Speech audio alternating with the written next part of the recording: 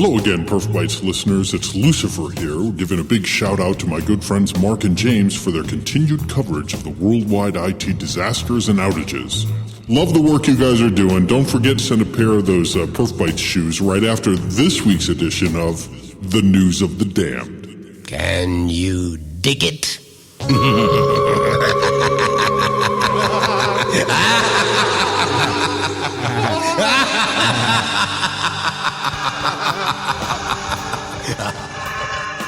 Oh my gosh. Oh, he is still getting skewered in the bowels. So I got to tell you, Mark, Lucifer's going to be very happy this week. Really? Oh yeah. All right. That's good. Why, James? Oh, why? Kick us off, buddy. What do we got this week? News of the damned. Well, I'm not going to give you why Lucifer's happy right away, but we're going to start with the city of New Orleans. New Orleans. We've been there many times together. Easy. Isn't it like Mardi Gras right now or something? It's getting pretty close, to Mardi Gras. Yeah, I don't think there are any beads involved in this incident, however. No. So the New Orleans tax assessor website went down. Big time. Oh, no. Now, Mark, we've had a couple of tax assessor websites go down on News of the Damned. Yes, it's true. Including like a DMV website, both in the UK and the United States. Yep. But I got to tell you, when you're looking at revenue, you think you would want to prioritize this interface to make sure that it works. So, and it's just getting into tax season. Yes. Right? Yes. So, this is like by the end of January, beginning of February, you need to have all the paperwork out there so people can go to their accountants. You got to have your W-2s and everything else for income tax as well. So, this is also looking at, I guess, tax assessment for property taxes. Exactly. So it's local property taxes in New Orleans. So you're looking at real estate, vehicles, business tax. If you're a small business, that's what crashed. So James, do you know what gumboed up the works? I think their web servers were too shrimpy. Were they? Too many crawdads in there? Maybe they were smoking crawdads when they should have been testing their website. It was just a melange like your average jambalaya. No, what generally happened here is it was going back to Howard, your discussion earlier this evening. It's just a bad design. They're assuming a very small amount of average usage, and they're not designing for this. It's not quite point load, but it's high load. They're not designing for the high load condition and the sparse use of resources on the site, and that those two things combined together have led to the site really just being unusable, slow, crashing. And if you're looking at the NOLA, the services, the revenue services at the eGov services, it is a dynamic site. You do you have a splash page and you log in, so takes you right into a dynamic interaction, and they probably didn't scale it up. It's an ASPX page, so I'm guessing that this is a .NET infrastructure, at least in the middle tier and front end. View states. View state could be huge. Now, I did run them through DT metrics here, and you might guess page speed gave them an F, 43%. So not using compression at all, not inlining any of their sprites to CSS, leveraging zero browser caching. Yep. Not minifying their CSS, not minifying the HTML.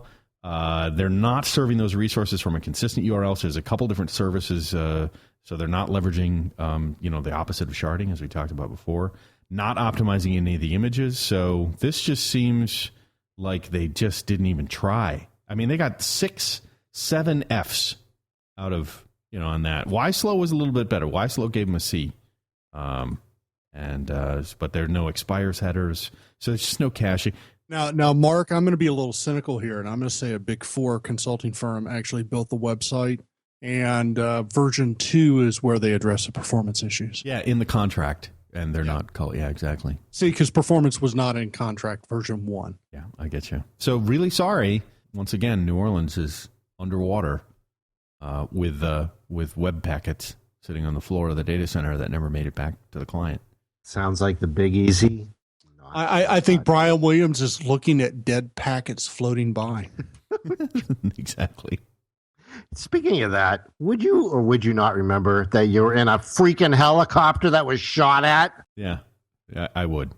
Well, Mark has been to my neighborhood, being shot at, could be a casual thing. And, they'd be like, hey, how you doing? I just thought it was part of 4th of July, It was Come on, James. You look like some upscale North Carolina neighborhood. They're only shooting if they want to. As Chris Rock said one time, be wary if you live off of Martin Luther King Jr. Boulevard.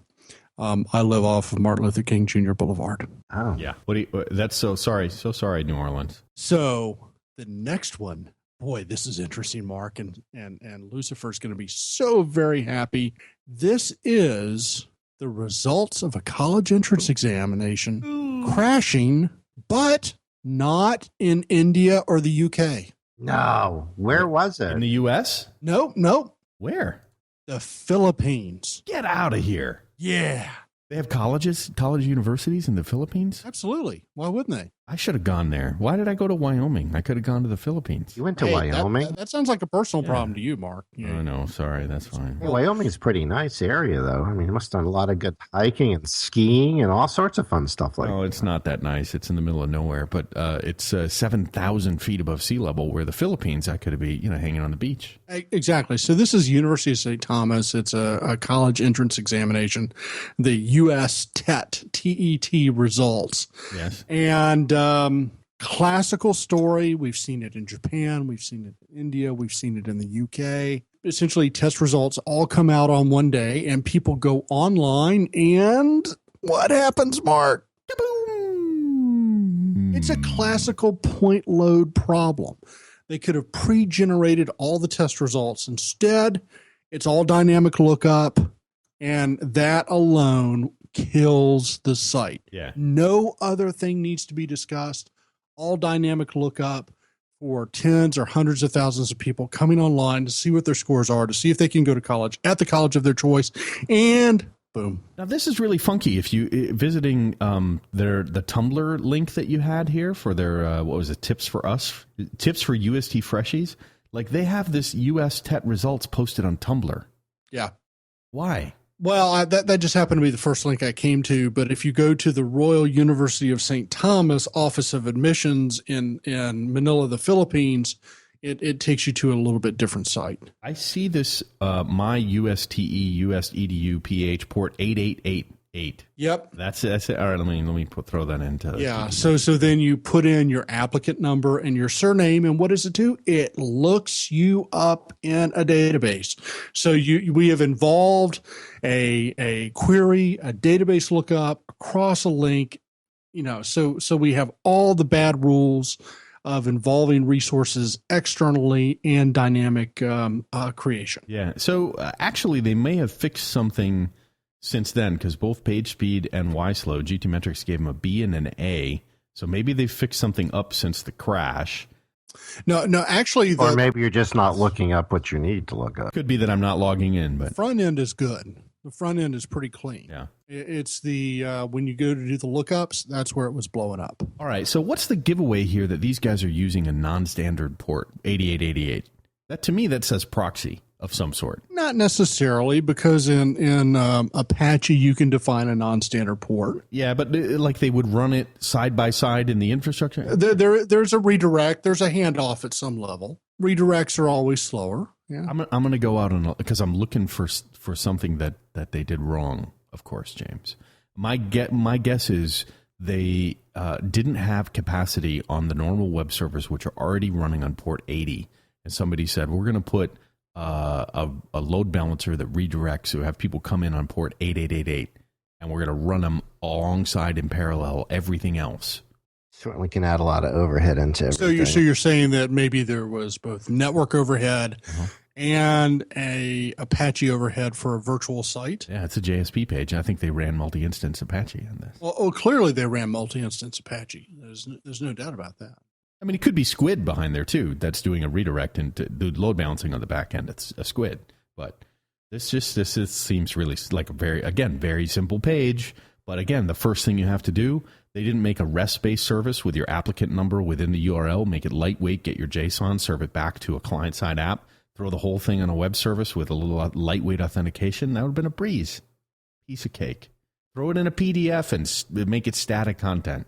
Well, I think we need to get our developers from the Philippines together with our developers from India and the UK, and I think we did have one incident in the US as well. Yeah. For all of these education software professionals, I think they need to have a conference in the Azores. In the Azores or Bermuda. Bermuda could be nice.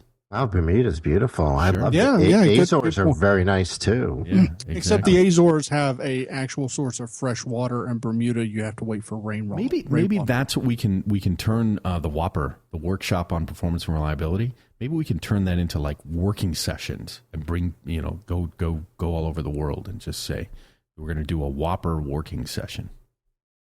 Can I recommend Florence? Florence would be nice. I have connections. Not South Carolina, Italy. Yeah, exactly. Yeah, we figured that's what you meant. Yeah. Unless you want to sit in the middle of Darlington racetrack and hold the. Hey, there's nothing wrong with that, Howard. All right, what else do we got, James? So this has got to be my favorite headline. Oh no! Oh boy, this is Okay. Leave it to our friends in the UK. Leave it to our friends in the UK. So everybody take a deep cleansing breath. So the National Lottery in the UK, their website goes tits up. I don't think we can say that. No, that's the actual title of the headline. That's the headline of the That's what? the Yeah, headline. that's the actual The headline. National Lottery website goes tits up, and this is not a good thing. What? Oh, the quote is even funnier. The quote is hilarious. I didn't know that was the headline on the story. Jeez. Yeah, so the quote is Can I say it? go for it, Howard.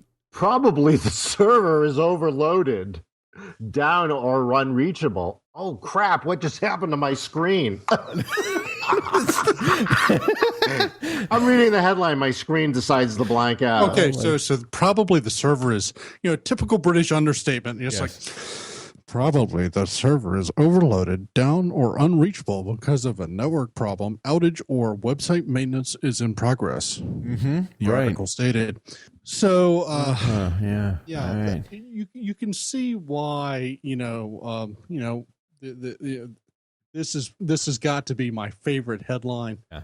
Now, granted, I don't know, you bloke. Probably the server's overloaded or unreachable because of a network problem. Outage or website maintenance is in progress. It's pretty easy, wouldn't you say, mate? So evidently there were too many gamblers taking a look to see whether their lottery tickets won in the national lottery in the UK, and this had the effect of just taking down the website, or as they say in the UK parlance, it went tits up. That sounds like I know. Yes, that's terrible. Come on, tits up. Come on, tits Crikey. up. It's hits up by your nose. Yeah, but this is, and again, it says National Lottery outage again. Apparently, it was down like even the days before Sunday was down, and one guy was like, "Why is it down all the time? Get some proper staff. Well, remember, this is the government giving you Get some people money. trained in performance." Good Lord. So they have less incentive to give it back to you than they have to take it, unless you're the city of New Orleans and they have some sort of dispassionate relationship with their tax funds. Yes. Of course, they also stated the underlying cause of the technical issue has been identified and the site is now back up again. We would like to thank our online players for their patience. No, You'll never know because someone's embarrassed to actually tell them, well, we just ran it on my server underneath my desk, man. they were unplugging a server so they could plug in the vacuum cleaner to clean the offices. Yeah. You turn it on and turn it off again. Turn it off and turn it on again. Oh. Maybe that's how they fixed it. I would not doubt that. So the site, if I look at the front page of the site, it actually looks pretty fast. It's kind of speedy. So it must be, maybe it's a back end thing, but I can see there's some sort of sexy stuff on the front. Let me pop it into GT Metrics. You never know. I gotta love this tool. We will get them to sponsor the show or something. Actually, it was pretty fast when I loaded it in my browser here in the East Coast. Hey, you got a lot of latency across the pond there, Mark. Yes. Oh, but it's taken a long time. Yeah, fetching the site. So it's likely just a load issue, a little peak and load due to a high amount available in the lottery or something. But I bet you sign up, log in on the account, and it gets pretty bad. No, B's and C's, marketing rich stuff. Yeah. And we're from the out. So let's send this on to Richard and Mahesh over in the UK and have them sign in because we're not allowed to, and see what else we get. Well, there's something else they need to do as well. Mark, do you remember last year when we had a problem with Manchester United? Didn't they fired somebody or someone retired? They had a large announcement, and their entire front end website was very dynamic, Microsoft, ASP type stuff. Well, this time it's the Chelsea Football League. Oh, they were due. Yeah. So what happened is they signed a deal with a new player, and of course everybody just like Manchester United, everybody came to ChelseaFC.com, and they wanted to see what was going on with the new player. Yeah. It's a very dynamic site for content. If you go to the site, you can see it, ChelseaFC.com, ChelseaFC.com, ChelseaFC. Not that I'm encouraging people to go, but ChelseaFC.com. No, you're trying to create an outage now. That's not fair. But they have a news site with like a kind of a scrolling blog dynamic thing. Yeah, so it's very dynamic. So you combine this high amount of dynamicism with a high user load, and then it's you're just going to overwhelm the system. It's like a swarm of bees stinging a 5-year-old child. Eventually, the child was going to go down. Not that they're allergic or not, to a bee sting. It doesn't matter if they're allergic. Okay, yeah, sure. Yeah. So, the news site, it's analyzing now, generating a report. They get C's, nothing great. But again, this could be something where you log in, you hit the same story, or site's not under load now. So and with C's, if you get a high load, so there's a tipping point that you're just going to cross, and it's just going to become F's. Yeah, you'll go down right away. That'll be good. But this is there's a lot of mouse over content, and I wonder also with it, like with any newsfeed site, James, that we talk about, there are bots and things where things will be like, look, this is the official news outlet. And so if they don't have a proper RSS feed for like news media to put this stuff out, people are going to learn how to scrape the page, and they'll do it every 15 seconds to get the latest story. And that that can happen now as well, just because people are, gosh darn it, they're just as innovative as could be with that Node.js stuff. So Mark, I saved the best for last. Oh dear. All I have to, I'm going to give you a phrase. Okay. Smart. Reliable ticketing. Got to be in the UK. No, you're kidding me. No. Where? What do we got here? So this is a charitable event. So you have a compounding offense in this case. Yes. It is for the J.J. Watt charity softball game. So you'd have a charity softball event where you're earning money for some sort of a beneficial activity. Why wouldn't it be the J.J. Watt football charity game?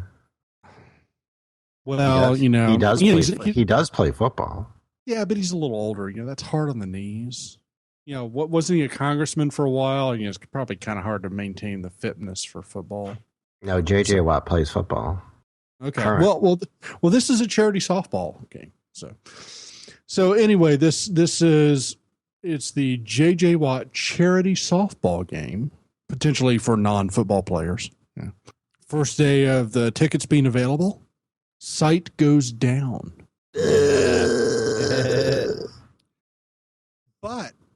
but we get a gem. Out of this event. So yeah. What's that? So very often we have no idea what the engine is behind these website crashes. Right. Ticketing. So I'm just going to read this verbatim from the Charity Classic website. Mark? Yes. E-commerce services at ticketreturn.com, that's www.ticketreturn.com, were disrupted today, causing interruptions in the sale of tickets for the 2015 J.J. Watt Charity Classic. at the Sugarland Skeeters Constellation Field in Sugarland, Texas, and other events nationwide. No, not nationwide. Yes, nationwide. The service interruptions occurred from 10:03 a.m. Eastern Time until approximately 12:45 a.m. Eastern Time. Ticket return experienced intermittent problems that delayed response from its online data servers and payment processors today, said Gordon Hirsch, Senior Vice President of Marketing at Ticket Return LLC. Wow. Customers purchased thousands of tickets, and thousands of other customers were disappointed in their attempts to purchase tickets. We apologize to everyone who was disappointed, particularly at the J.J. Watt Foundation, the Sugarland Skeeters, and their supporters. Ticket return analysts and technicians were diagnosing the cause of today's problems to ensure continued reliability of service. And Ticket Return's motto at marketing.ticketreturn.com is smart, reliable ticketing. You fail. That's kind of funny. They continued reliability of service. I don't. How could they continue something that wasn't there to begin with? Oh my God. All right. So let me say this. Ticket Return has a lot of other events. So for all we know, the J.J. Watt charity might be a victim. It could have been some other event happening at Ticket Return. But nonetheless, a victim of circumstance. But GT Metrics just hitting their front page for the box office. ASPX, so it's running a .NET system in the back end. And I believe it's got some not insignificant view states. Yes, it's definitely very large piece. Biggest, both YSlow and PageSpeed, they're not using a CDN at all. Yep. At all. 0 Fs, F on expires headers, F on fewer HTTP requests. So they got lots of round trips.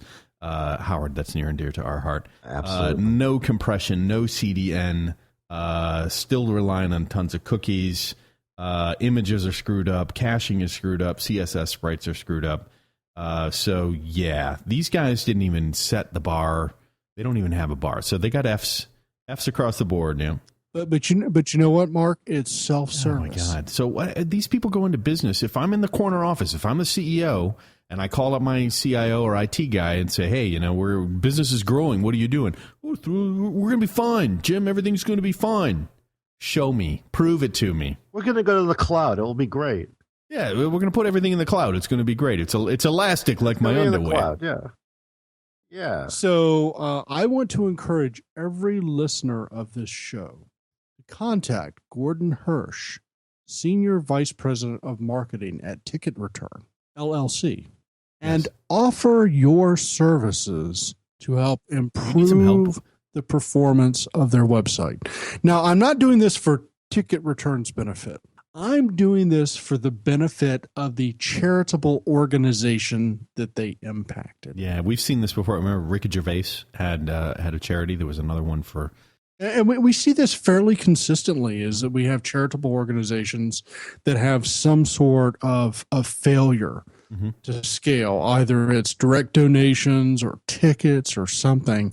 Yeah. You would think that there would be enough business in that arena that you would have, charitable tickets or charitabledonations.org interface where you could go and do a self-service website. Yeah. And it would scale infinitely well to be able to do this sort of thing. Nah. And by the way, that is not Project X. I just want to be... No, that's fine. But a lot of people think nonprofits are just they funnel as much money as they can into the cause that they're raising money for, and that makes sense. They wouldn't spend a lot of money on IT services. Unfortunately, when a lot of them do outsourcing to these third parties, we saw the same thing even with the government outsourcing to appointment minus. I think it was appointment plus. Yeah, that was on getting your ID in the city of New York. Yeah. But the same thing. So you take an organization that's already strapped for budget in some way, shape, or form. Maybe not the government one, but on something like this, a charity, they're stuck with we can't pay for the big services. To be honest, find guys like you and me, James, or someone else. It's like, look, I could donate my time as a charitable contribution at my full rate and say, I'll help you architect it, design it, do a load test for you, any of our companies, our sponsors. We could to ask them, guys, donate some time from your senior staff to just help these charities do something better with their IT work. Otherwise, they're just going to end up like that guy that gets tortured and the intro of every week of the News of the Day. And plus, you might, in this case, get a chance to get J.J. Watt's autograph. That's not a bad thing. There you go. Yeah, No, not at all. Yeah. Very good. All right, James. I understand he's got a pretty good sense of humor. Oh, really?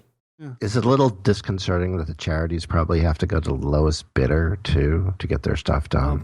Well, they would have to. Yeah, maybe. absolutely. But some nonprofits, they make a lot of money. So it's a question of smarts and priority in the culture of IT. All right, James. Thank you once again for pulling together News of the Damned. It's always good fun. And remember, everybody, this is a question of resources. CPU, disk, memory, and network. It's not that hard. If you listened to every News of the Damned, you would pick up at least a few tips on how to survive this. But ticket sites, point load, they're still going. UK, I think, is still in the lead. I mean, this is one, but the UK, the UK is still at the top of the list generally. Do you have a tally sheet? Maybe we can make a spreadsheet or something. But yeah, James, we should get Richard and Mahesh to join us again. Maybe get them on an episode. Yes, that would be kind of cool to actually talk about it. And if there's anyone in the UK or in the Philippines who would like to talk with us, about the terrible work you guys are doing, come on. Just admit your sins right here on the air with us. Actually, come and talk to us about how you recovered.